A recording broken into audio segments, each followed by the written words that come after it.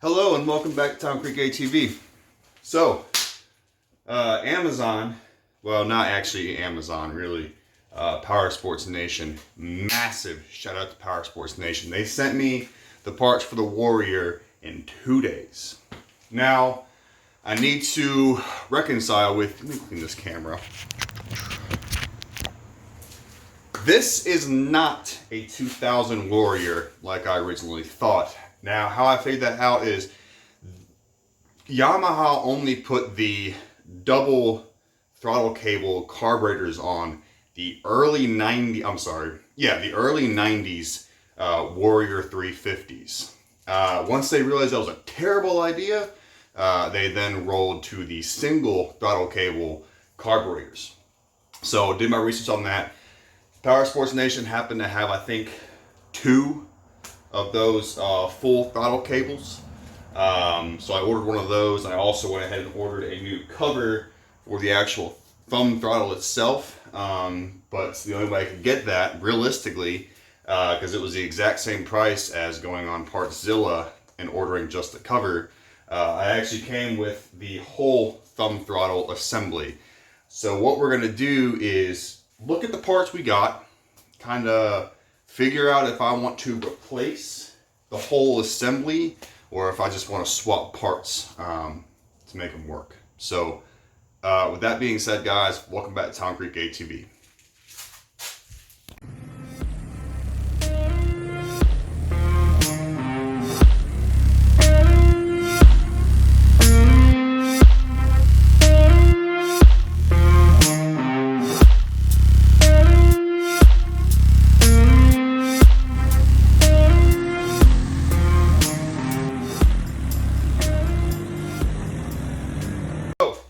Right here, we're looking at my box of goodies.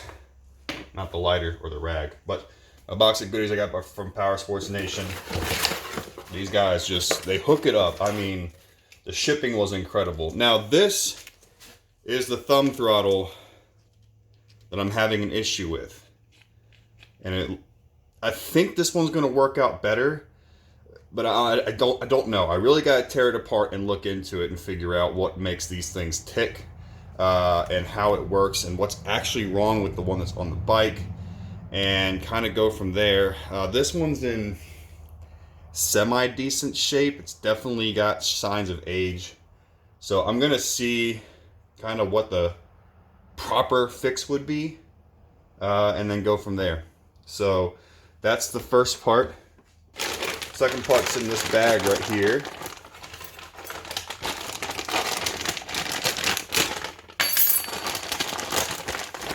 This is a thumb throttle assembly. Now, this is realistically in about the same shape as the one that's on the machine. So more than likely what I'm going to do is just steal the cover off of it, which the guys at PSN already took the time to loosen them up, so I can just swap it around. So huge shout out to them. Now, obviously, all these spare parts I'm going to send with the owner, because I have no use to have half of a thumb throttle hanging around or half of a throttle cable. And of course, if he doesn't want them, then, you know, yeah, I'll probably just toss them, because, I mean, who's going to want half of a throttle cable? But with that being said, I also went ahead and got a new battery. Yamaha, in their infinite wisdom, of course, the terminals are on the wrong side of any other machine on the planet. So this is a YTX14 AHL. So not your typical B or BS series. This is the AHL series battery. It's also excruciatingly tall. But it's the same company that I've gotten most of my batteries from. And the reason I stick with the same company is because they send the screw kits right there, both to the top of it. Yamaha has their ground cable if you're sitting looking from the front to the back. Ground is on the right side, positive on the left side. So this is the correct battery for that. Not going to worry about the battery right now, because I want to worry about the throttle cable issue, seeing as that was the main reason the machine came to my shop. So I don't want to go jumping too quick. I do know it rotates over I've already tried that with my jump box. I wanted to verify that first before I got too deep into the process. So with that being said, let's move on over the bike and get rolling. All right, so putting you guys here, you can see everything I have to work with. This is the throttle cable. Let me sub you in just a little bit. Yeah, right there, perfect. Throttle cable. This is the issue right here that I'm going to be trying to resolve today. And then obviously you've got your throttle over here that's definitely not doing anything. Like I showed you last video, if I take this cable and hold just enough tension on it, it will operate the throttle, telling me the carburetor is in great shape. So I don't want to break into that if I don't have to, because if I snag a gasket, who knows if I can get that gasket again. So I'm going to try not to break into the carburetor if I don't have to. So first and foremost, what I want to do is loosen these screws up just a touch, because this needs to rotate down, because it's not in a very comfortable position at the moment while you're riding. It needs to be down just a touch further, and that should take care of it. Nice, broke right free.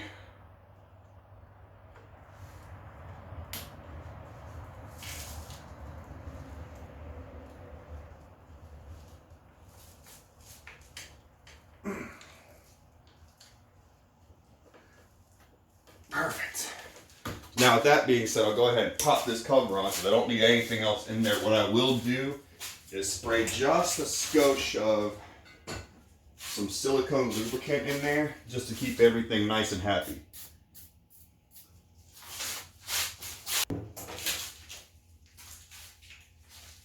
So, what I gotta do first is take a smaller screwdriver and hopefully get all of these screws out of here so I can pop into this cover, because I guess it's got the sleeve on here, keep everything together, but I gotta slide that off. It's kind of in the way. I'm trying to get this cover off here. Yes, I could just swap the whole thing, but as I said in the beginning of this video, I do not want to break into that Mikuni carb, because I'm just so afraid I'd start snapping gaskets and stuff like that. I mean, it's been in there for 30 years. It's just, I don't want to break into it. So the inside of this looks pretty good. So I guess what I'm going to try to do is finagle the keeper down here out, so I can maybe try to swap it into this one, and hopefully that just takes care of the whole situation. I'm thinking that this cable is stretched, or not the right cable for this machine, because it just seems excessively long. So I don't know, we'll give it a shot, but I need this cover for sure. Alright, so it's off now. This looks just like this. I can already tell you this is exponentially shorter than that one. I don't know what happened. I really don't. So now we're going to go ahead and swap everything out on that side, and then we'll get everything changed over to this cable. So I got this out, very simple. Just kind of open it up a little bit and move it around this little tang right here and slide it right out. And then just unscrew your throttle cable from the actual thumb throttle. A big part of me wanting to leave this thumb throttle in there is because it came with the machine. And machines this old, it's nostalgia, you know? You don't want to just go, hey, let's just change everything out. I mean, obviously if you're building a performance bike, that's a different story. But I mean, I'm not. This is a very classic machine. So now I'm just going to rinse and redo what I did on that one on this side, which should be a little bit easier. And it's out. So now I have this cable here, and I have my new cable up there. So let's get these swapped out and see what happens. Okay, so I wound up getting another copyright claim. I'm officially done trying to put music in any of my videos. It's just not worth the hassle of having to go back and re-edit, re-upload, and all that stuff. It's just not worth it. So basically in this section, I am replacing the throttle cable going from the thumb throttle down to the splitter piece that goes into the carburetor. It fought me on both ends, but I did eventually wind up getting it. What you're looking at right now is I'm essentially having to replace every piece in the splitter to make it match up with the parts I got from Power Sports Nation. That took me every bit of probably 10 minutes to get that right. It was meticulous, not completely impossible, but definitely not something I'd recommend doing if you have the ability just to replace both pieces. So it looks like I'm putting that back together now. Finally got it set up correct. Now, when you watch me route the throttle cable, that was a preliminary thing, and I'll tell you why here in a second as soon as I get it routed around, why it wouldn't work. I did have to do this about 3 different times to get it right, but obviously I edited it out because it's just not good content. So here I go. I'm wrapping it around the front, right where the headlights should mount, but it's behind. Now, the problem with where it's at right here is the gas tank has to sit right there. So I wound up taking it apart for the 3rd time and routing it basically through the front bar there where the rest of the cables run. Let's take our PSN cover. Appears to be the same shape and size. Get the screws out, put them in the safe pocket over here.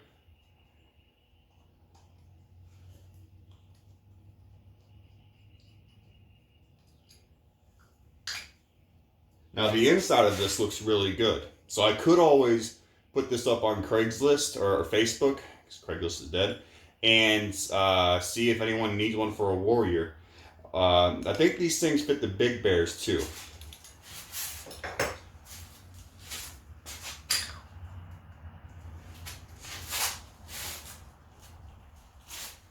Gasket's in really good shape.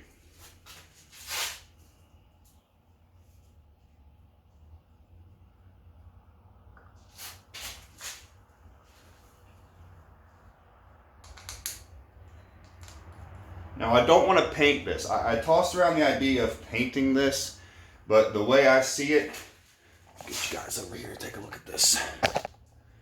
Painting this would just ruin the look of the bike. The bike is very, some would say patinaed. I would just say it's showing its years. I'm gonna leave it exactly like it is. Let it match. This is the easy part, guys. This is the easy part. So I'm gonna get these on all 3 and then give it about another 1/16 inch of a turn. Make sure they're nice and tight without stripping them. That would be a disaster.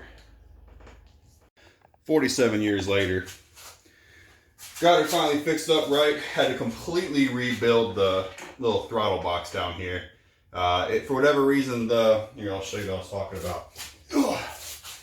This piece, the one that came off of this bike, this was just a human hair too small and just kept sliding out of the, here, I'll demonstrate. So this is the retainer clip that holds this piece. So it kept sliding out of the tang. I tried to tighten it, it broke. So I had to rebuild the entire inside. But now,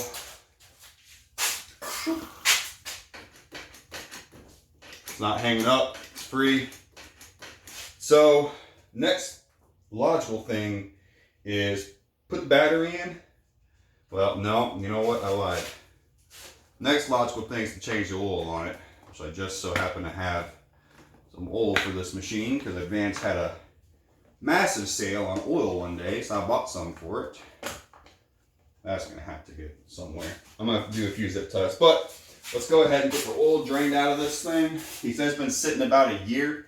Just dropped off another bike to me, so that's the next one on the chopping block. So let's get the oil drained out on this. We gotta have a fire soon. I got lots of oil.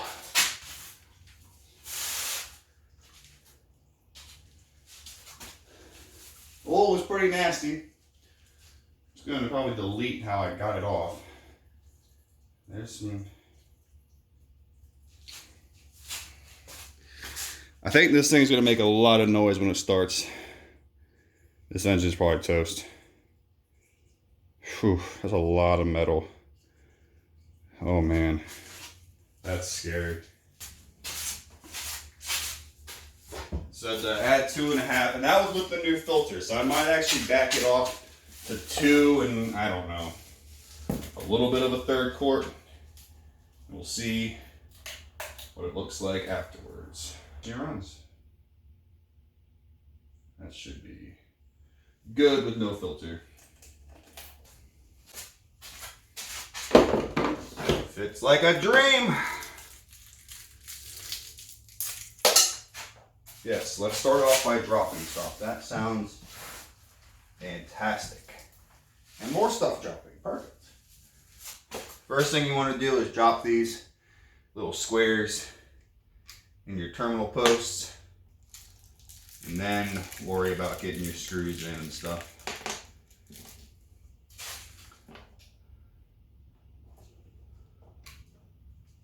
As you get them in, kind of halfway lined up, grab your battery cables that don't really fit. I'm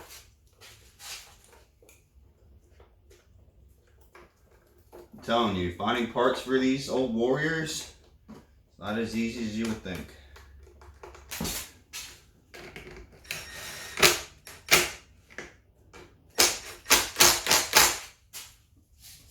Let's see what we got. Okay, let's see what we got. So, key is on, run. Okay, so that tells me we'll go ahead and get the gas tank, put it on, let it prime, and hope it's not blown up.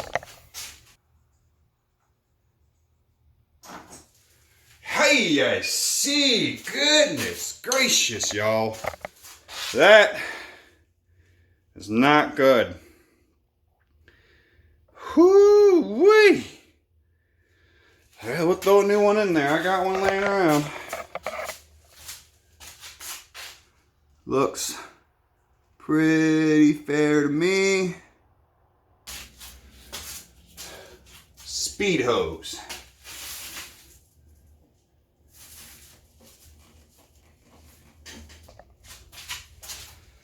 Alright, gas tank's on, it's flowing to the carb, it's all good, new spark plug's in there, air filter's okay, oil's been changed, battery's in, goes nothing.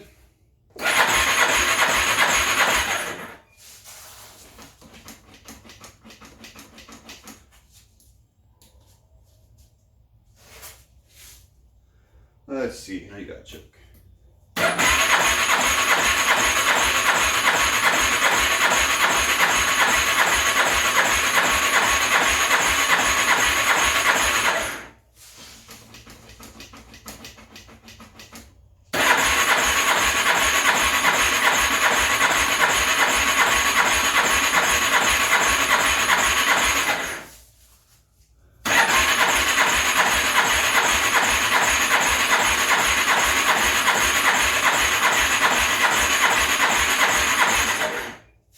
Getting gas, I can tell you that much.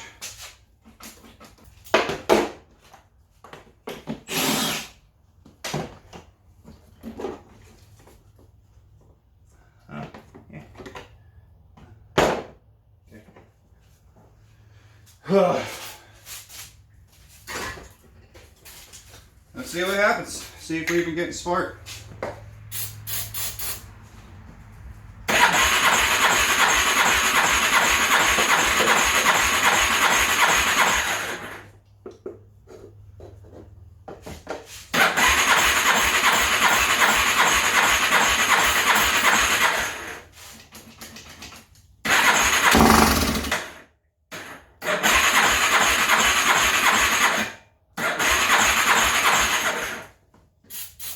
Something happened.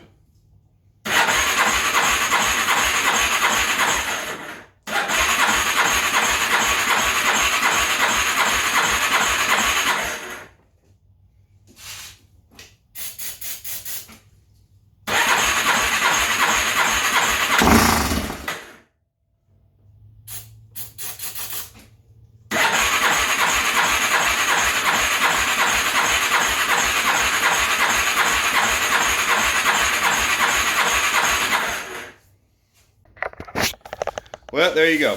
So that was part 2 of the Warior build. Got to hear it start, which is really cool. I haven't heard it start until right now.